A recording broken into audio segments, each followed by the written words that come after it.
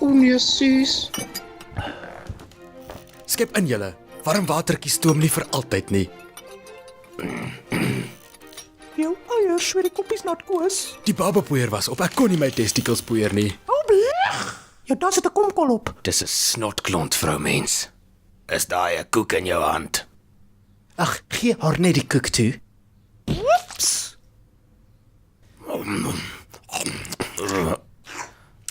Het jy 'n mes? Hoekom my skattebol? Want ek wil die seksuele spanning tussen ons knip.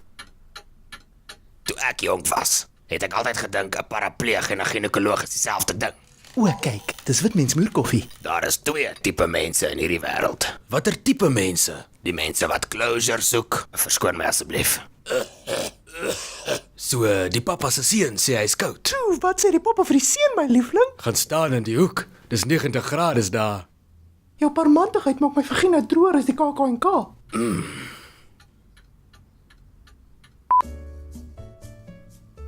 Jou vagina maak my Wanneer wag? So, jongman. Watter sies goed? Sekie. Hierdie vetkoek is amper lekkerder as vetpoespaleis in.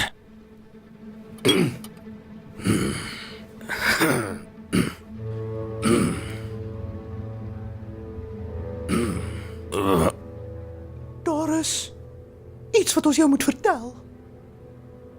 Dis nie eens my vuilste grap nie. Sekie.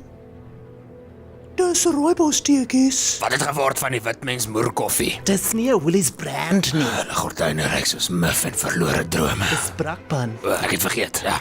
Gebaretaal is redelik handig. Stop dit net. Wat is julle gunsteling kleur?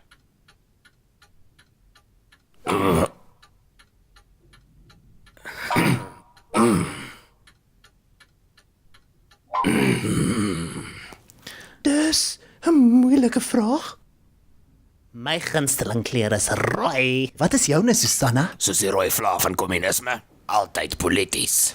Daar was soveel rooi vla voor hulle iets daaraan gedoen het. Ek haat pers meer as blou en rooi saam.